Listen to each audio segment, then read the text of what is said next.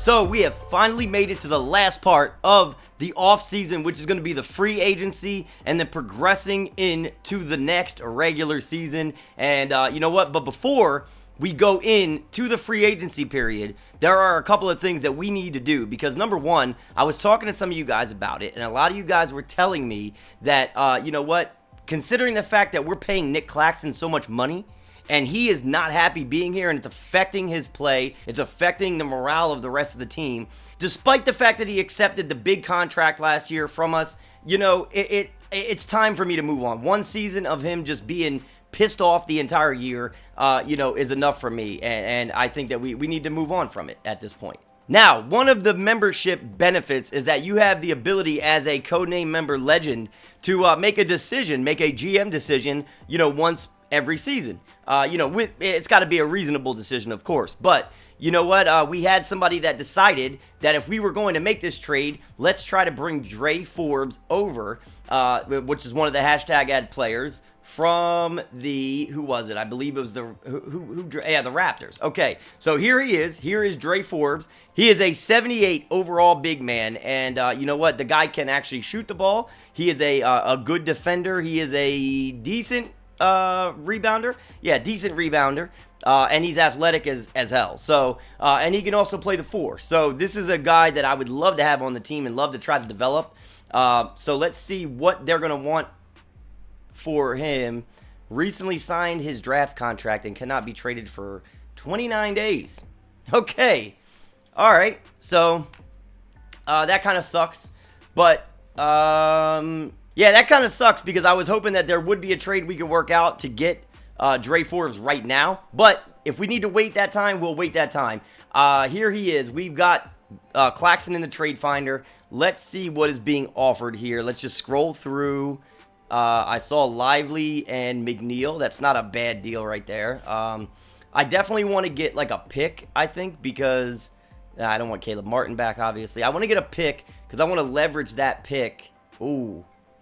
I want to leverage that pick to try to get Dre Forbes later on.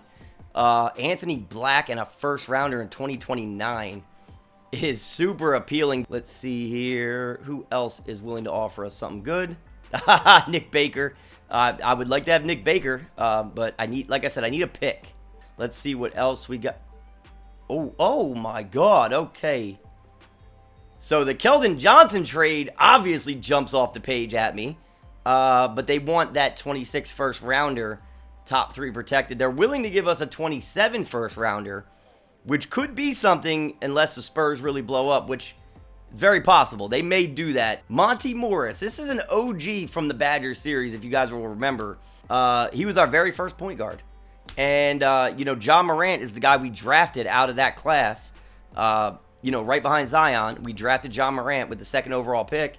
And, you know, Monty Morris ended up coming off the bench after a very short period of time. Morant was starting for us. Okay, Kason Wallace and a 26 first rounder from OKC. I don't know if I like the OKC first rounder because they are starting to really, you know, win games. They are becoming a force in this league. I think it really boils down between these two trades here. And considering that we just got Ace Bailey and Morris could be a mentor and come off the bench behind Collier. We just lost John Wall because we only signed him for a year. I think this is the deal. I think this is the way to go, right? I mean, I know that we're giving up Claxton. I get it, right? But, he doesn't even want to be here. We're going to be paying him a lot over the next 3 years. So, I do think that out of all of the trades, God, that Keldon Johnson is just so hard to pass up. I hope you guys aren't going to roast me for this, but keep in mind, like I said, in this one, we're only giving up a 2nd round pick, and we're getting back a 26 first round unprotected. In this one, we have to give up that Thunder pick. It's really hard to say, but I'm going to go with this one. I'm going to go with the Monty Morris trade just for, you know, for the sake of the fit and the pick and, you know, all of the above. We're going to go with this one. All right, so everything looks good here, and they agree. Boom. So now, not only do we get draft capital, but we also get, you know, a very, very good backup point guard. And now we get the ability to go after a big man. And what I'm going to do is I'm going to do 2 things here. I think. Man, somebody was telling me that I should go after Duren, and I really, God, I want to in the worst way. I can't even tell you how badly I want to. I think Miles Turner will be a better fit for us, and he's going to be easier to get because he's unrestricted. So I'm going to just make the offer to Miles Turner. As much as I would love to get Duren, as much as I have felt in my heart that he's been connected to this team in some way, like every single season that we've played so far. I'm going to give it one more year. If next year he is just out there for the taking, and you know, like, or there's like a trade offered, or he's unrestricted, or whatever it might be, I'm going to tell you right now, we will be picking him up. But for now, I'm going to offer Miles Turner and see if we can get him. So I'm going to do a 2+1 and give him a player option for 32.53. That's what I'm going to offer him, and see how he feels about that. Let's offer that, and let's go to his offers real quick, and let's see. We are in the lead right now, so we're at 100. They're at 99. So that you know what, that says something. That says something at the very least for us. All right, now what else do we need? I know that there are cap holds on Josh Christopher. Wall, we're gonna go ahead and we're gonna renounce rights on him because we just traded for Monty Morris, so we don't need him anymore. Joe Harris and Greg Brown. I would like to keep both guys, you know, on the team if possible. Just Harris for mentor purposes and Greg Brown to see if we can develop him. He's triggered, and I don't understand it because I've looked around the league and other guys are on two-way contracts. Other guys are in the G League on other teams, and they're not pissed off. I don't know why. It's just Louisville that has this issue. But yes, we're hoping to get our six-man Christopher, and we're hoping to get Joe Harris. So what I'll do is I will go through the moratorium period at this point and see what happens, and then we will sign whoever we might need in free agency from then on. And it looks like Miles Turner has agreed so far. Let's see what we get. We don't want to renounce rights on either of these guys. Let's see. Is he officially ours? That is the question. Now we are in day one of free agency, and survey says he is a Badger, boys. Let's go! And this is perfect because not only can he defend like a monster, he's a beast inside, but he can also shoot the three. This man can stretch the floor for us. Imagine the spacing that we're going to get. We have now added Ace Bailey to the team. We've got guys like Jaden Hardy, Grady Dick, now Monty Morris. Like, these dudes are going to be going off from outside. A Collier, like, these dudes are just going to have so much spacing now with Miles Turner on this team. It is going to be something to watch, boys. I'm telling you, it's going to be a fun year. Now, a couple things we need to find out, though. We need to find out, are we getting Josh Christopher back and Joe Harris? We already know Day'Ron Sharp is not coming back. So when we look at the roster, our backup center at the moment is Filipowski. Do we want that to be the case? I think it's going to take some more development for Filipowski before he is ready to be like a consistent role player, you know, off the bench for us in our rotation. But like I said, we also are gunning for Dre Forbes as well, who can play the 4 or the 5. So what I'm thinking right now is we just have to see how this plays out at this point. So you know what? Several people mentioned Steven Adams, and now I'm starting to wonder, do we offer him? I would actually like to offer Adams to come off the bench in Louisville. I think that would be a great fit. He can be a mentor, number one. Yeah, I mean, I think it's like a no-brainer here, right? So we'll go with 6.7 and a team option. We'll see what he says to that. We'll offer Steven Adams. And then, so I'm going to continue through here because I want to see, is anybody going to offer, you know, JC, Joe Harris, or Greg Brown anything? So let's see here. So we get Steven Adams. There we go, boys. I think at this point, we just move on through free agency. We got 2 bigs on the team now. We brought in Miles Turner and Steven Adams. So we've taken care of that part of the roster at this point. I am extremely happy with the way that has played out, like 100%. When you think about it, I mean, we're getting 2 guys who are going to be very, very effective members of this team. One guy who is going to be a mentor, another guy who can stretch the floor for us. This is just a perfect scenario for the Badgers right now. Okay, so Greg Brown accepts the qualifying offer, so that's awesome. Josh Christopher, same thing. So there you have it. It looks like we got everybody that we wanted with the exception of Joe Harris. I didn't even see like where he went. It didn't even give me like a like an alert on that. So we'll have to see. Maybe he's just still in free agency, and if he is, we'll just go ahead and pick him up. But here's where it's going to get interesting. Player progression. Time to take a look. Let's look at who has progressed. Jaden Hardy goes up to an 84 overall, as if this is no surprise to me, like, whatsoever. No surprise at all. 84 overall for Hardy. This man just keeps getting better and better. He is the face of the franchise at this point. Miles Turner just behind him. He didn't go up or down, but his midi game got a little bit better. So, you know what? He made progress at the very least, just not in his overall. So that's good to see. Ron Holland going up 4 overall to an 82. Grady Dick, the biggest mover here, at a 6 overall change, up to an 81 overall. Collier goes up to an 81 overall as well. Ace Bailey, obviously the rookie. Monty Morris actually went up 1 overall, despite the fact that his athleticism went down just a tiny bit. Josh Christopher goes up 1 overall. You can see, mid-range, 3-point, perimeter defense, his IQ, everything got a little bit better, or, a lot of things got better.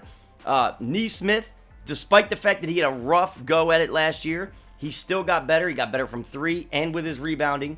LaRavia went up 2 overall. 3-pointer got better. He went up to an A+ in his 3-pointer. We need to start seeing what this man can do. Filipowski goes up to a 75 overall. Adams went down to a 74 overall, but again, not a big deal. As long as this man can play defense and rebound for us, we are good to go, and that's what he can do, and he can also be a mentor, like I said.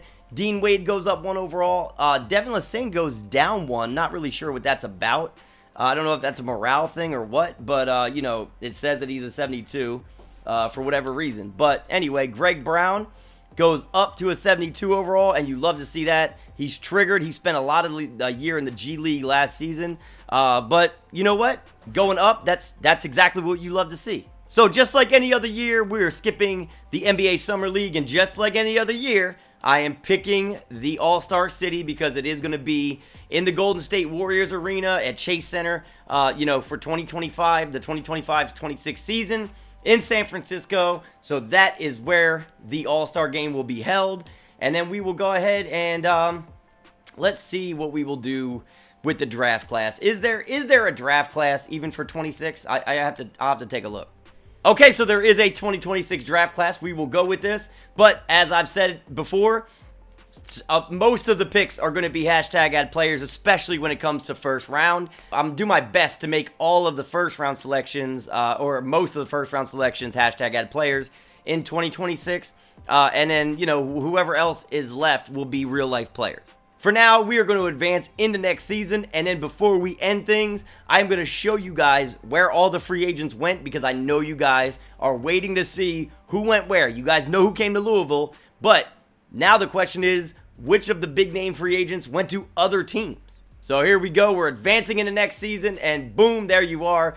We start out the year away in Milwaukee, but then we've got a televised game, nationally televised, I believe, at home against Milwaukee again, so a mini baseball series there. When do we play Utah? When do we play the Jazz? That's the question.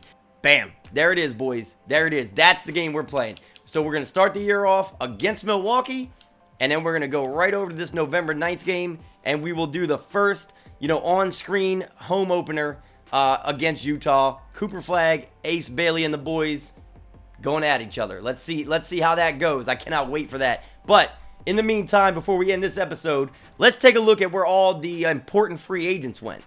So between free agency, trades that have happened throughout the offseason, the NBA draft, there are going to be some mix-ups in the league. Some teams are going to look a little different. So I'm going to go through the list right now, and I'll stop on any of the big-name players that, that have switched teams. And you know what? We'll just go through the top guys, just make sure everyone stayed put, during the offseason. Luka, obviously, still in Dallas. Jokic with Denver. Giannis. Tatum. Jesus. Tatum he was on the free agency list. This man got a 5-year, he's almost making $60 million per year on average. What does his contract actually look like? In 2029, he's going to be making $67 million that year at 31 years old. I'll never see $67 million in my lifetime. Anyway, Zion still in New Orleans. Ja Morant with the Grizzlies, SGA, Curry, Joel Embiid. Let's just keep going here until we see something that looks out of place. LeBron went back to the Lakers.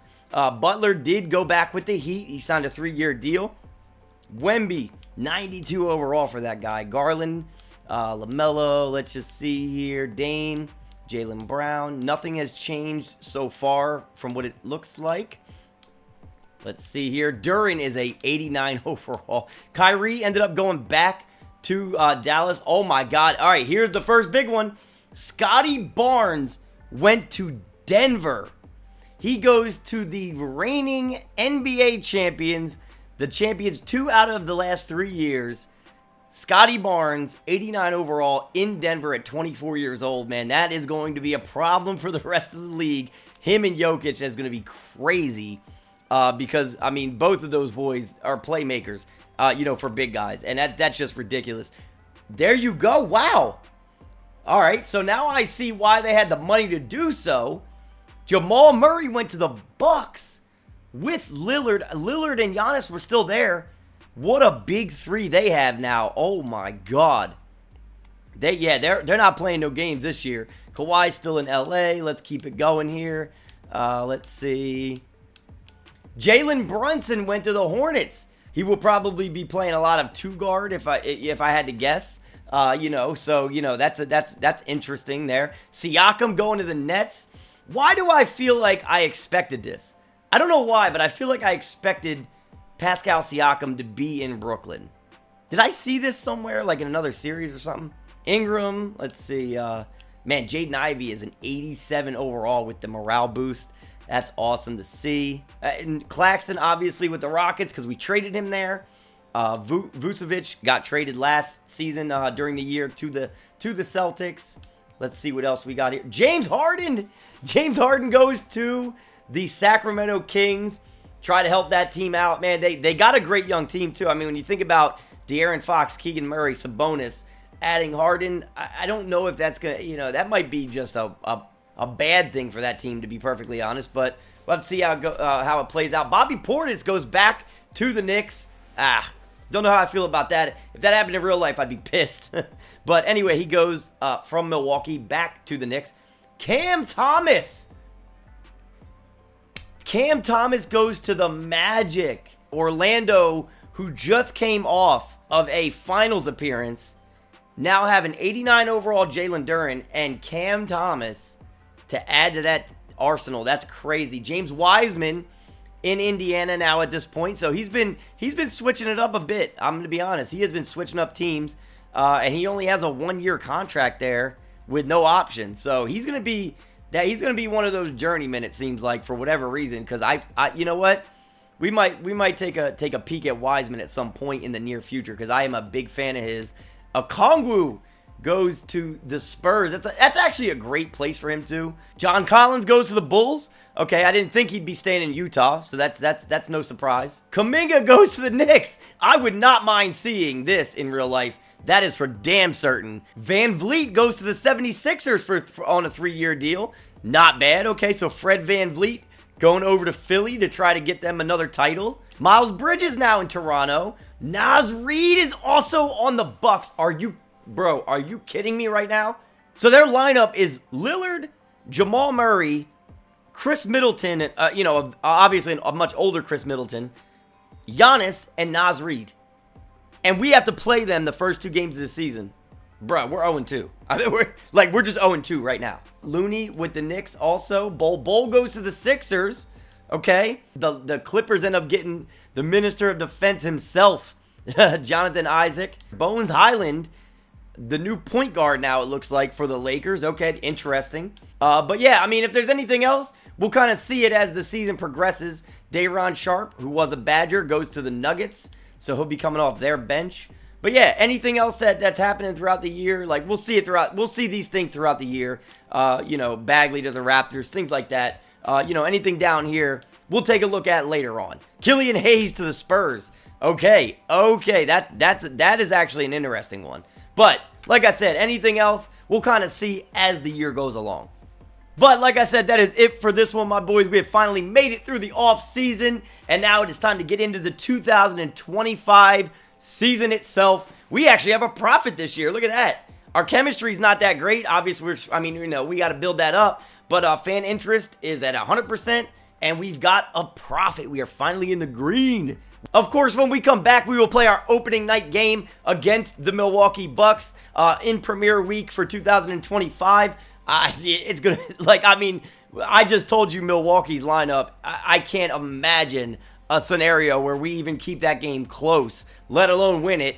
Either of them, obviously, home or away. But you know what? It's going to be a good season. Still going to be a very exciting season, man. I love the way that this team is constructed. And if there is anything you guys want to see change, let me know. Of course, once the time comes and once we're allowed to, we are going to go after Dre Forbes. But either way, like I said, I cannot wait for the next episode when we finally get into some more gameplay. Cannot wait to get into some more gameplay. And we're going to be playing a bunch of games this year. Whether we simcast through half of them or not, we are going to be playing a bunch of games this season so that you guys get to see your hashtag ad players in action. Anyway, happy Thanksgiving, my boys. Thank you so much for being here with me again. Can't wait for this holiday run, man. I'm going to be releasing a lot of videos as we move forward through the holidays. And again, man, so much love to all of you guys. You guys are my family, and I will catch you boys in the next one.